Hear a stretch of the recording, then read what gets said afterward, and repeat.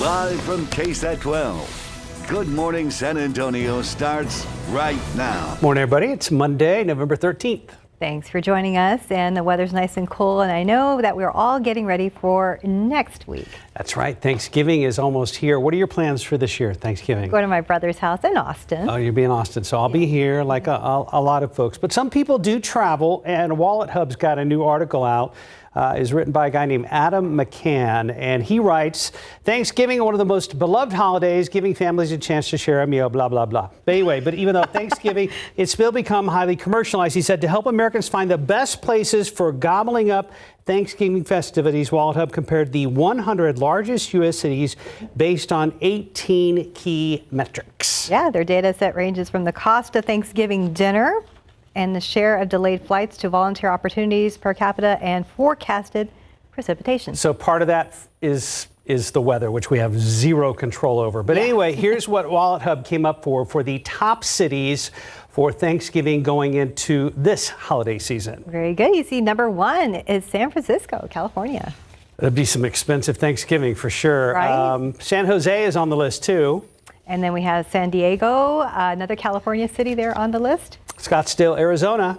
And then Raleigh, North Carolina coming in at number 5. And then you're wondering where San Antonio fits into all this. We're in the top 20. Yeah. Yeah, we rank 14th overall. Yeah, for celebrations and traditions, 14th, not bad. We should have ranked higher than that. But for celebrations, but yeah. I'll deal with Adam later, the author. You're right. You know, something, I mean, of course, San Antonio has is the next day after Thanksgiving, the Riverwalk and the lighting. Hey, go back to that graphic real quick, because we're the 7th largest city, but we ranked 7th for affordability. So actually not too bad out of 100 cities ranked. Not bad. Safety and accessibility, 71st. That's interesting there. And then giving thanks. Again, some of these seem so arbitrary or subjective. Yeah. 67th out of 100. So a bunch of cities. Justin's like, how do you find that out? Yeah. Also, if you're curious about our neighboring cities, Dallas is 17. Okay. Houston's 32. And then there you see Fort Worth there, 36. Plano, 38. El Paso, 42. And Austin. That's where I'm going. 47th. Yeah. For which one is this? Oh, this is for the overall ranking? This is for the overall ranking. Okay, so 47. So you're headed the wrong direction, Steph. You should be staying home. Well, normally, actually, he usually comes to us. Right. You know, and this year he said, hey, I'm going to cook. And I'm like, we're there. You're there. We're there. Well, if you're there, maybe you pick up some Terry Black's barbecue or stop by Franklin's or something, right? Oh, yeah, on the way back. Okay. Nothing wrong with Thanksgiving back here in good old San Antonio. No, we enjoy it. Justin, will you be spending Thanksgiving in town? I'm going to Fort Worth. I think it was like 16th. Yeah, you're also on the list. But honestly, the best Thanksgiving city is where your family's at. Absolutely. And I'll be all right. So throw this whole thing away. Don't go anywhere. Stay home with your family. It's true. It's true. It was sort of a gloomy weekend, guys. We did pick up some rain. We're going to look at the rainfall totals here in just a bit, but I want to start with the radar, show you where the rain is right now. We've got some very sprinkly light showers coming through. Most of it is on the light side. We're kind of flanked. We got rain out to the west and then some heavier rain off to the east, but not a lot going on here at the moment. And as we go outside for you, cloudy, yes. And temperatures because of that won't warm up all that much today. We're talking 50s. I mean, we're already at 57, but temperature's going to stay pretty steady. I think we could get up close to 60. Kerrville's at 54, Boerne 54, Seguin 55. In our forecast today, mid-50s. We're going to keep it a 40% chance of rain, but notice that it'll be sort of the hit or miss type stuff, not raining all day like it was yesterday. Then rain chances will start to taper off as we get into tonight, and the sun comes out tomorrow. That is a Broadway quote, I do believe. I didn't mean to do that, but it turned out that way. Yeah, there you go. Anyway, Stephen. Roads will be a little drier tomorrow, so maybe a little quieter for you, huh? Well, it was a little busy, Justin. I mean, we did have some problems that were reported earlier, and thankfully those have cleared out, but let's show you what's shaping up right now. 90 at Nogalitos, we do have our monitor in this shot. This is not about you. Okay, but let's go ahead and take a look here behind me. Things are fine, guys, as we take a look outside from the TransGuide cameras. We did at least have one crash that was reported at 35 southbound, and it looks like it's already cleared out, so that's good news, and we are in the green. But watch out. We saw a stalled vehicle reported there at I-10 eastbound at Foster Road, so that has been part of the trending trouble this morning.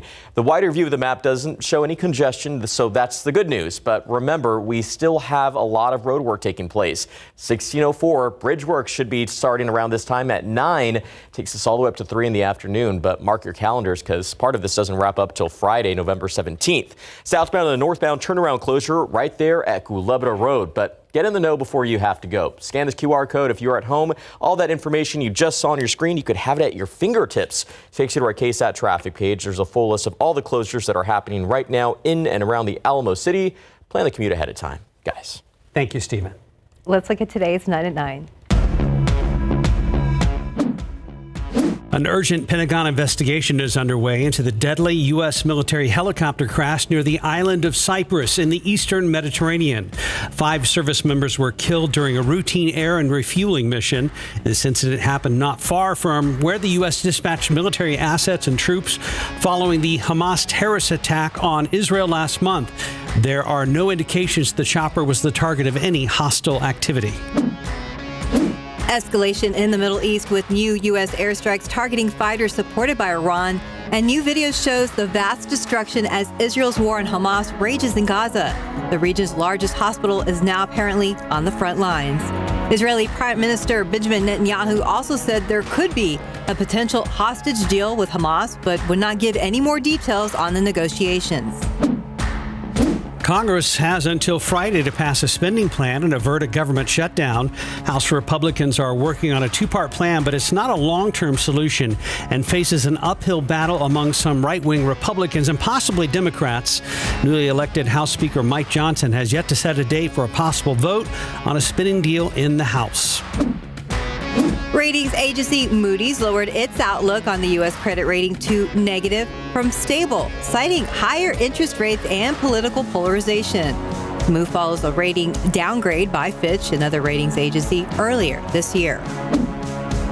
Banks on the payment app Zelle are refunding victims of imposter scams. The refunds come after lawmakers raised concerns about consumer protection. People were duped into sending money to scammers claiming to be from a government agency, bank, or existing service provider. If you plan to leave home Thanksgiving weekend, brace yourself. The AAA forecast predicts that this Thanksgiving will be the 3rd busiest on record for travelers, and a possible government shutdown could have a broader impact. The White House is warning airline passengers would face long wait times and delays. A gradual decrease in gas prices could pick up steam after the recent decline in oil prices. Slow gasoline demand has likely contributed to the reduced prices at the pump and fall in oil prices. The average price for gas dipped to $3.36 according to the latest report from AAA. The average price at the pump is 26 cents less than a month ago and 41 cents than less than a year ago. The average price here in San Antonio, $2.69 a gallon. The Spurs skidded to their 5th straight loss last night against the Miami Heat, 118-113. Turnovers seemed to hurt them, but Coach Pop says the team is getting smarter each game. Keldon Johnson had 20 points and 12 rebounds, and Victor Wembanyama had 18 points and 11 rebounds. Up next for the Spurs are the Oklahoma City Thunder tomorrow night, part of the NBA in-season tournament group play.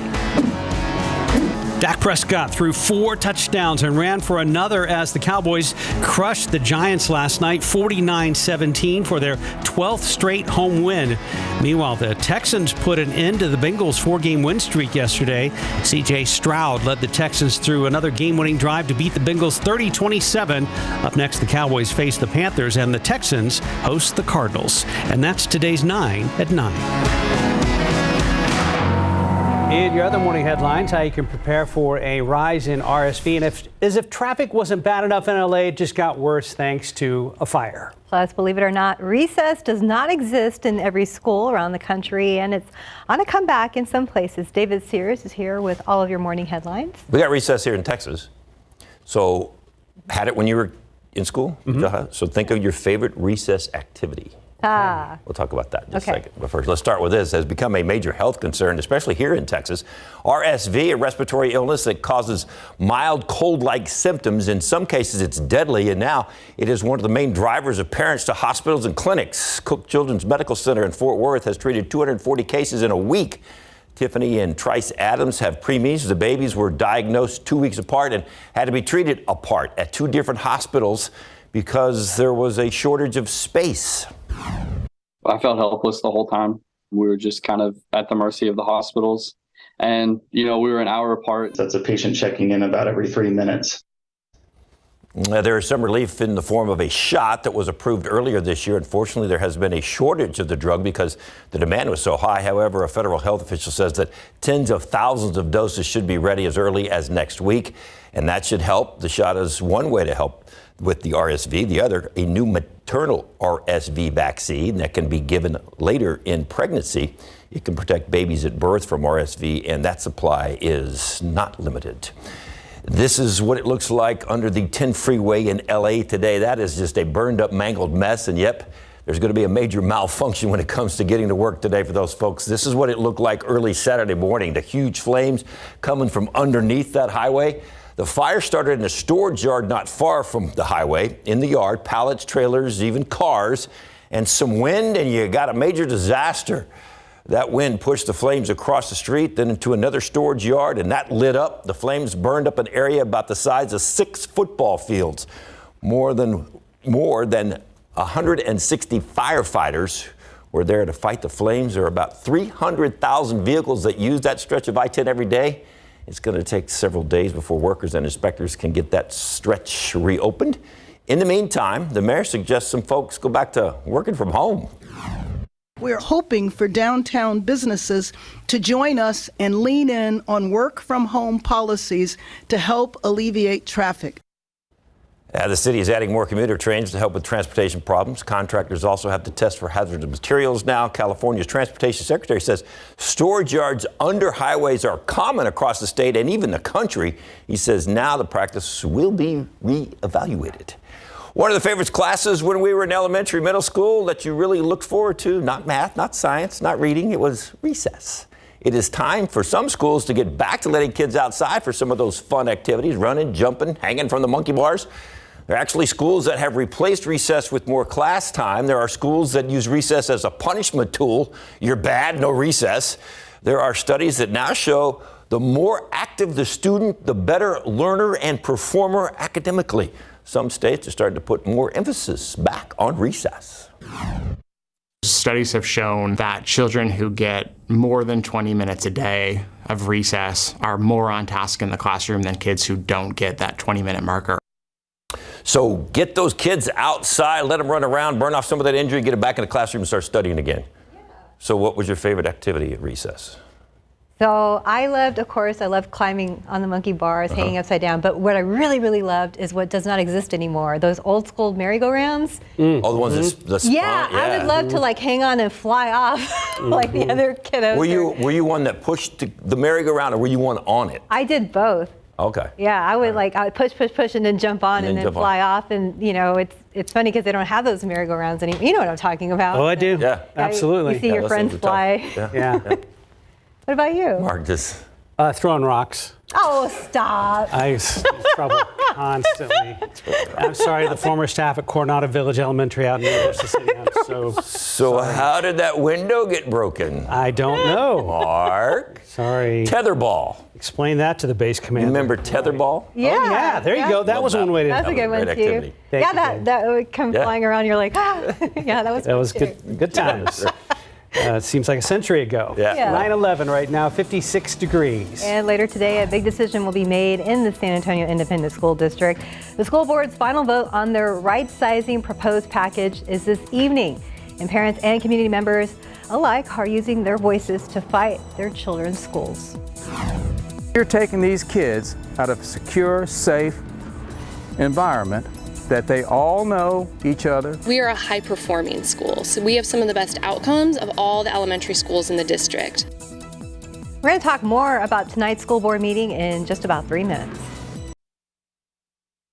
9:15, welcome back. This is a very big deal. Later today, thousands of SAISD students and staffers will learn if their schools will close at the end of this school year. The Board of Trustees is meeting tonight for their final vote on a plan that would close more than a dozen schools district-wide, a plan they're calling right-sizing. But as RJ Marquez explains, many parents and community members are continuing to fight to have their voices heard. I was shocked that Lamar was not removed from the list. Shannon Oster-Gabrielson is one of many SAISD parents still fighting to keep their students' school open. Her daughters attend Lamar Elementary, one of the 15 SAISD schools that could close after this year. We're in a very unique position that's often used against us. 1/3 of our students come from the neighborhood. The rest come from the district and from across the city. On Friday, SAISD released its final recommendation for school closures. The original draft recommended 19 closures. Some schools survived, Lamar did not. We are a high-performing school, so we have some of the best outcomes of all the elementary schools in the district. SAISD officials say the closures are necessary because of declining enrollment and to consolidate resources. The district went from over 54,000 students 10 years ago to just 45,000 now. But Shannon says SAISD rushed the process. They did not go to every school. They made no attempts to encourage parents. They're closing our school that we deserve to have a voice. I think it's a bad call. This has been a good school for a lot of kids, and it's been a great feeder to other schools. Bill Bordelon lives near Lamar Elementary and says that if the school closes, it will have a long-term negative impacts on families in that community. You're taking these kids out of a secure, safe environment that they all know each other. But what that does is that says they don't care about our 316 students right now. That's okay if our outcomes suffer. That was RJ Marquez reporting. Again, the SAISD Board of Trustees will make their final decision tonight beginning at 5:30 p.m. And as far as Lamar Elementary, there are more than 300 students and staff members who would likely have to go to Hawthorne Academy next school year. But as Shannon Oster-Gabrielson told RJ, there are a lot of parents that need to decide what exactly will be the future for their kids. So we're going to continue to follow the story throughout the day. Outside with live cam, kind of stuck around mid-50s, lots of gray clouds out there. Don't see a lot of rain in this shot, but it was a wet one for a lot of folks here in South Texas. That was damp yesterday, and we didn't pick up just a ton of rain. The numbers weren't huge, but it was a good soaking rain, and it was widespread, so we'll take it. Let's look at the numbers. As far as how much rain we did receive. 3/600 of an inch at the airport. That was over the last 48 hours. So since Saturday, Seguin about 4/10 of an inch. New Braunfels almost half an inch. Not bad. Lytle half an inch. Not as much again as we would have liked, but this is good. This is good rain. Again, just because it's the soaking type rain that really was persistent yesterday. 1.07 in Kennedy, 1.13 in Cuero. Those where some of your higher totals exist down closer to the coast. But you'll notice that rainfall, again, was over the entire area, including Del Rio. San Antonio picked up 18.38. We're cutting into our deficit, but, man, we need a lot more than that. I mean, we're still 11 inches below average. So there are some more opportunities ahead, and hopefully we'll continue to do that as we finish out the year. Del Rio's at 14.12. They're about 5 inches below average. And the aquifer, it did come up today. It was up 0.4 of a foot, 636.9. But I will tell you, the last time the aquifer was at 660 feet or higher, which is kind of a benchmark, good number for us, you got to go back to March 4th, 2022. So we've got a long way to go here, too. I mean, we're trending in the right direction, but it's we need some big jumps in the aquifer. And I think this week, a lot of folks are not going to have to water their lawn, so maybe we'll see it go up even more. The radar right now reveals some showers up near Rock Springs and Kerrville. Noticing a few showers out towards LaGrange. Just not a lot here around San Antonio. Doesn't mean we can't see a few sprinkles, but not looking at much at the moment. And the computer models show generally just some sprinkly showers here and there. Nothing that's terribly widespread other than maybe a little bit further down to the south and west. Then as we get into tomorrow, this is 7 a.m., still cloudy. But notice the clouds begin to clear. Here comes the sun midday. And then by the afternoon, sun is out and temperatures will make their way up into the 70s. So it will be much different tomorrow. If you're tired of the cloud cover, good news there. Here's a look at the forecast for today. We'll call for a 40% chance of rain. That's it. 57 at 10 o'clock, 59 at 1 p.m., 60 to 61, I think, this afternoon. And then you'll see those rain chances fall off tonight as temperatures slip down into the 50s. There's the scene outside right now. We've got a pretty good cloud deck over top of us. And temperatures sitting at, again, 57 at the airport, 58 in New Braunfels, 55 in Seguin, and mid-50s for Bernie and Kerrville. Here's the big picture. You'll notice there is actually quite a bit of rain out to our west and quite a bit of rain out to our east. We're kind of flanked by these two areas of rain, just not seeing a lot where we are. And that's because we're getting some dry air it's kind of feeding into this. You can see that with the orange color here on the water vapor. And then the back side of it is where you're getting some of that rain. But in general, this moves away, and that's why things clear up tomorrow. So 70 on your Tuesday, clearing, 74 Wednesday, 75 Thursday. Really a pretty good week. Our next rain chance doesn't show up until Sunday, and then we may be looking at a front next week. A little too early to see how that will impact Thanksgiving, but stay tuned. We'll keep you posted. We'll be back in 3 minutes. 9:24 as the winter weather nears, concerns about the power grid are on the rise again. But one Texas amendment just passed this month aims to enhance the electric grid. Avery Everett shows us how businesses in the meantime are finding ways to cut back energy consumption. Even with colder weather, Angela Cordoba is still serving ice cream. But the customers come for ice cream. Doesn't matter. For so many businesses, like Fresh's Ice Cream, getting through the summer was a struggle. I feel so blessed. Cordoba relied on fans through the fall to keep her equipment cool. When we put this machine on, and this is on, the heat over here is huge. Now, as the temperatures drop, yes, it's a relief. She says it's back to business as usual, until, of course, the winter comes. The Texas energy grid doesn't have a good track record. Some stains from the winter storm in 2021 still show across San Antonio. But as we head into the winter for this year, there could be some potential for energy instability. The risk is getting worse and worse. Just this week, the North American Electric Reliability Corporation reported that 180 million people across the United States will likely lose power this winter. Among the states that could see this is Texas. We're using more electricity than we were 2 years ago, and yet the supply really hasn't kept up with that in terms of the always available generation. But National Rural Electric Cooperative Association CEO Jim Matheson says some have hope in Proposition 7, a constitutional amendment for Texas that just passed this week. There's no question the state of Texas understands this is an issue, and that's why Prop 7 exists. The proposition creates an energy fund to help companies build or upgrade electricity generating plants, enhancing the power grid and hoping to alleviate additional burdens. So we got to get in front of this and change that trend.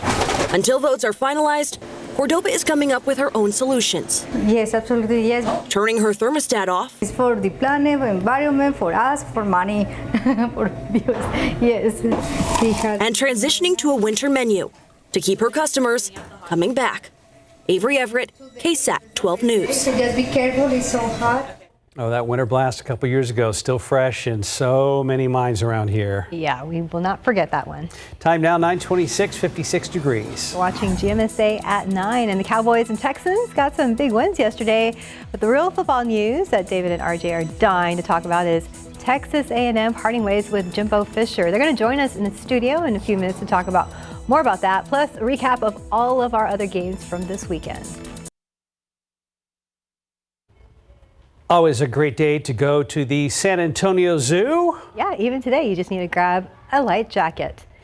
Wait, did that bird just it's like we went live and they're like, yeah, we're out of here. It was a shy bird. Oh, that's Shy okay. bird. Come on out and say hello to us. And Alex, there's no activity in the hippo area this morning. Okay, so now I'm fully convinced that they are giving them snacks around 9:30 every morning, which kind of lures them away from their camera. But nonetheless, we've got some great exhibits out there. Always a great day to stop by the zoo. I saw a crane in the distance. Yeah, there was one drinking water, I think. Yeah. Listen, a lot of people, I've been surprised by this. A lot of people are putting up their Christmas trees early this year. I don't know what it is. I know we say it gets earlier and earlier every year, but I feel like this year is especially true. Julie putting up their Christmas tree. That looks beautiful. Well done. We're getting into the season on Thanksgiving next week. Then Christmas right around the corner. So a lot of decorating going on. And we appreciate the pictures. Keep them coming. Pollen count is in. Molds are moderate at 820. This is no surprise. It was damp over the weekend. Molds are going to stay elevated for a while, I would guess. So just a heads up to those folks that get bothered by mold spores. Authority radar detailing some showers out to the west, out to the east, but not much here around San Antonio. We'll see some sprinkly showers today, but I think rain chances are a little bit lower, 40%. Temperature-wise, we'll make our way up to around 60, 61 this afternoon with that chance of rain. That ends tonight, and the sun does come out tomorrow. It'll be beautiful on your Tuesday. And are we about to talk about Jimbo Fisher? Because I really don't want to. Yeah, is this about to happen? You want to be a part of this conversation? Not really? Okay. Leave the room. Leave the room. Yes, so like Justin said, Texas A&M now on the search for a new head coach. Just part of a busy sports weekend that included big Cowboys and Texans wins and more Spurs losses. David and RJ are back to break it all down. You know what, Justin? We're going to get to it right away. Yeah. So, sit down and relax. Rip the Band-Aid off. Yeah. Wow. I don't think a lot of people were surprised. I think they were surprised that it happened Sunday morning, but I don't think a lot of people were surprised that Jimbo Fisher actually got fired until you find out that he's walking out of Texas A&M and College Station with a $76 million check in his back pocket. Pretty nice, yeah. How does that happen? I don't know. Yeah. Wow. That's amazing. Obviously, look, Texas A&M has not reached the levels that they wanted to since they hired Jimbo Fisher. They brought him in for a lot of money from Florida State. It has just not worked out. They've been competitive. It's something we talk about with Jesse all the time. Competitive against some high-profile teams. They just have not been able to get it done.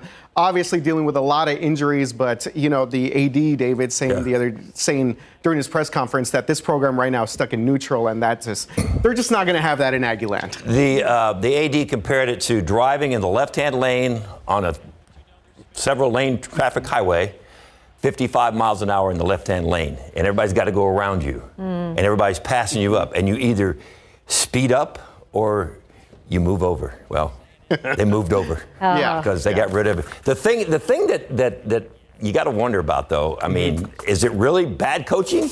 Or is it just, I don't know what it is, because A&M for the last several years has had one of the top 5 recruiting classes in the country for several years in a row, but yet it's not manifested into anything other than, an average football team. They haven't won the SEC. They haven't won any championships. They've basically, since our guy from Kerrville, since he was on the team. Since Johnny was there, they've gotten close. They had that one year that the COVID year, as a matter of fact, where they ended up in the top 5 in the final rankings. But again, it's been just a lot of mediocrity over the past couple of years. And so not surprised, but again, when you see the price tag, what they're going to have to pay Jimbo to go out, and then the money that they're going to have to spend to bring in another high-profile coach. And before you talk about it, think about this for a second. TCU made the Final Four. Yeah. TCU made the Final Four, and they spend all this money on all these coaches and all these players with this NIL, and they can't get out of their own way. They can't get out of the left lane doing 55. So there you go. Justin, that was his analogy. You're an alum All of right, Texas Justin, what were you A&M. going to say? Is there a diplomatic way to say how outraged you are that such a pricey contract and payout has not led to any dividends for A&M football? No, it's very frustrating. But my thing is, we're spending all this money. Like, football is important, but is it that important that we're just going to throw all this money away? I don't know. Well, apparently the whole other apparently the 12th. What do you call it? The 12th Man Foundation or whatever that's called. Apparently they got a ton of oil money or something. They're good. They're just going to pay that Apparently they got a ton of money in a better way. Although he did, the athletic director did explain that some of it is going to have to come out of the athletic department, but a lot of it, what they're paying him off, is coming out of that Big 12. Yeah, it's going to be spread out over the next extension of Jimbo's contract. But the donors are going to Man Fund or whatever it is. The initial, $20 million to get him out the door. So it's a lot of money to go that's away. The next question. How much are they going to have to pay the next guy that walks in the door? Okay, so there's that conversation. Obviously, UTSA's head coach, Jeff Traylor, has been mentioned by some of these college football insiders. A lot of other different names, but Traylor's the one that obviously stands out. There's going to be 50 names thrown around for it. So Cliff Kingsbury's been named, Lane Kiffin. Dan Lanning, Jeff Traylor. I mean, there's going to be names thrown out. Somebody say Dion this morning, too? I heard somebody bring somebody up said that Dion. yesterday, Dion. Yeah. That's just, ooh, I don't know why he jumped from that. Colorado to A&M, but I doubt it. I doubt it. stranger things have happened. they've got several things they got to concern themselves with. All these kids that have come through, been recruited by Jimbo, are they going to get in the portal and leave? Yeah, I saw Texas. What are they going to do about recruiting? And the timing of it is odd, but that's why, because of the portal and recruiting, they got to get somebody in here to try to save the kids that might want to leave, and then go out and get those other kids. And don't forget, UT and Oklahoma are going to be now in the SEC, so I'm sure that this may be kind of spur things up a little bit for the Aggies to kind of get things going in the right direction. Especially when A&M's sitting there watching UT, number 7, chance to win the Big 12. Survive, maybe a chance to go into the playoff, and A&M hadn't done it yet. So, I mean, there's no love lost between UT and A&M, that's for sure. Yeah, so definitely. That's why A&M is where they are and UT is where they are. Speaking of Texas, they do survive Saturday night. Whoa, that was close. Whoa. That was close. UTSA is 6-0 now in conference play. They are rolling right now, taking care of Rice at the Dome. They have senior night coming up on Friday. Good stuff there for the Roadrunners. All right, let's talk Spurs. Yes, here we go. Oh, man, frustrating weekend, David, for the Spurs. Hey, the good news is they're getting better.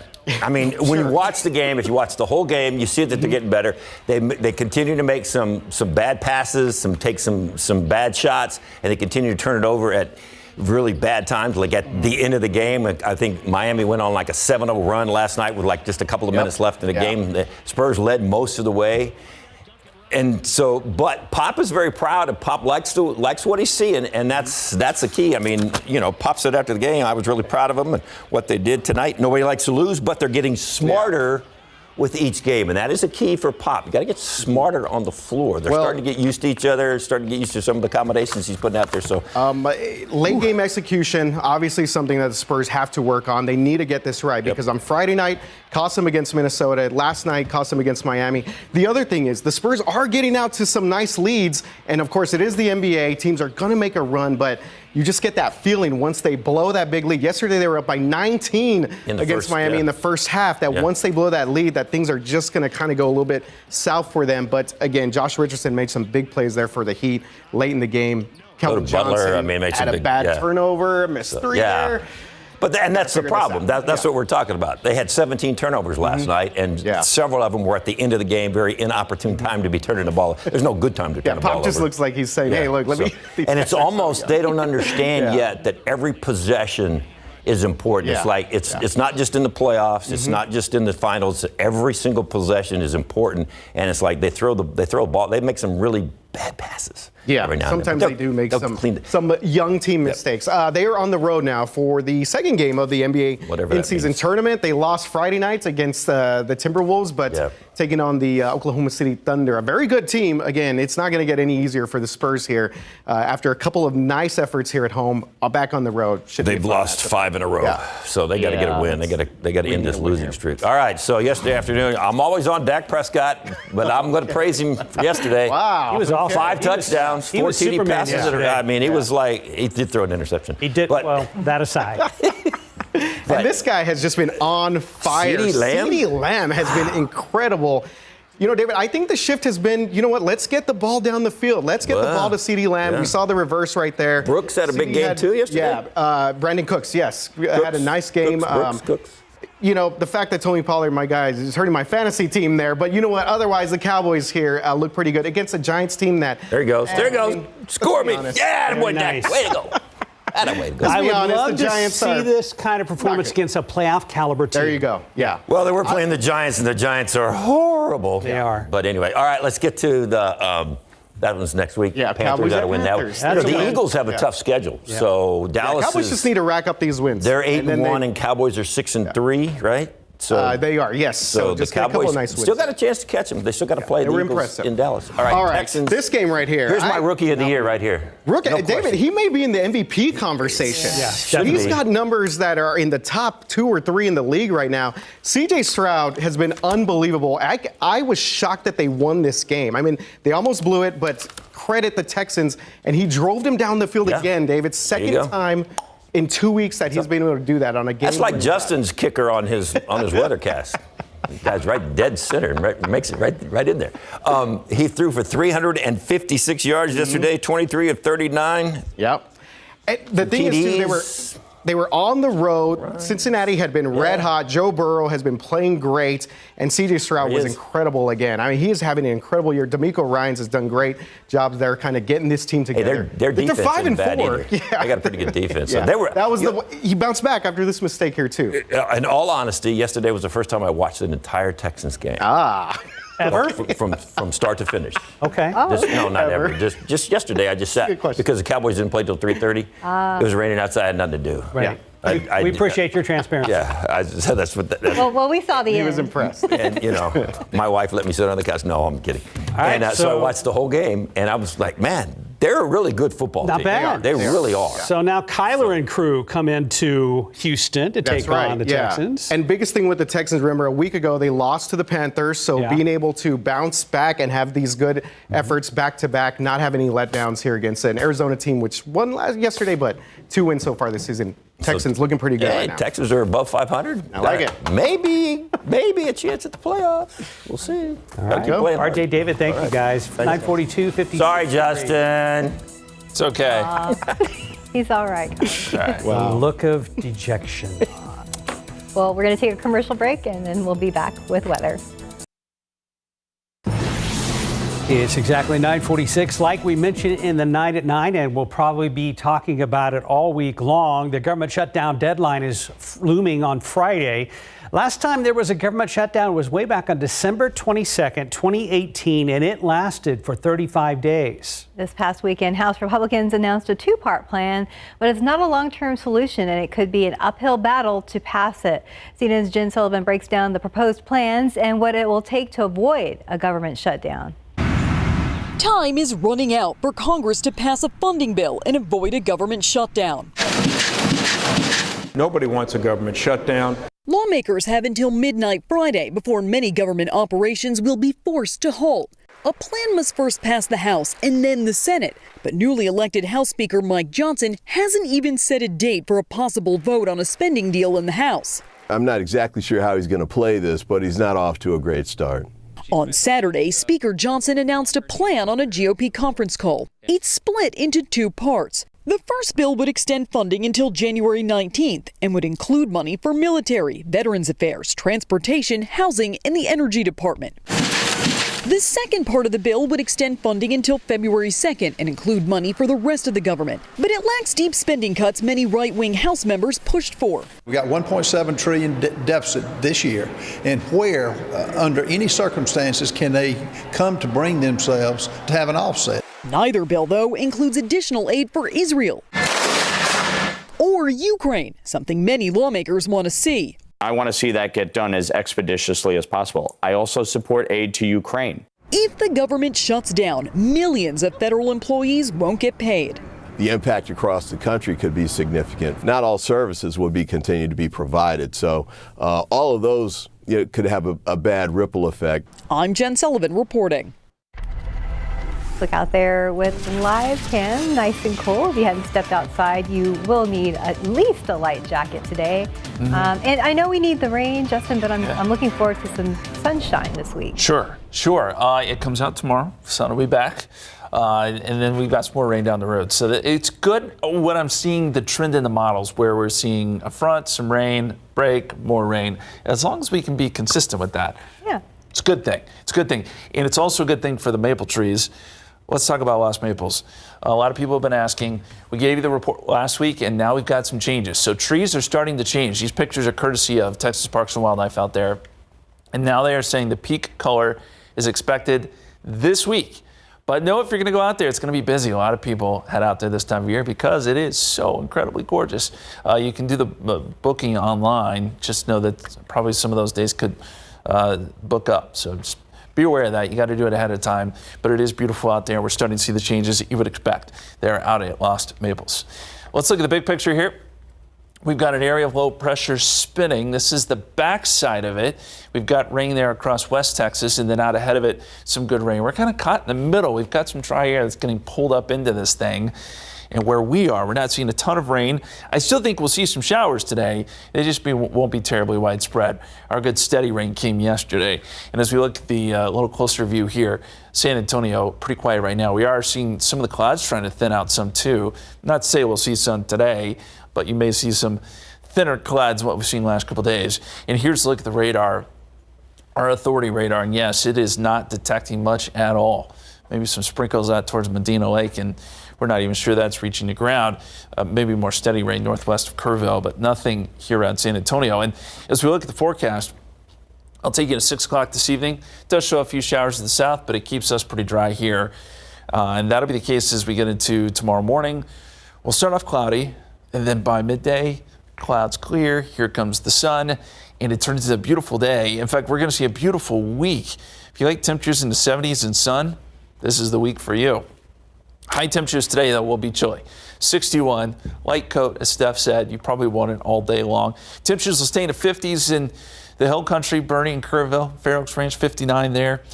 And this low will start to move east. It's already moving some, and it'll be out of here by Tuesday morning. Behind this, we've got a ridge that has developed, and that moves in, and typically that means quiet weather for us, and that's exactly what we're going to see through the weekend, or at least into Saturday before things start to change once again. Let's look at the rain chances. Nothing through Saturday. Sunday, we added in a 20% chance of rain, and the next week, our rain chances improve just a little bit. That'll be our next storm system that we're watching with a cold front potentially next week. But until then, again, great weather. 70s each and every day.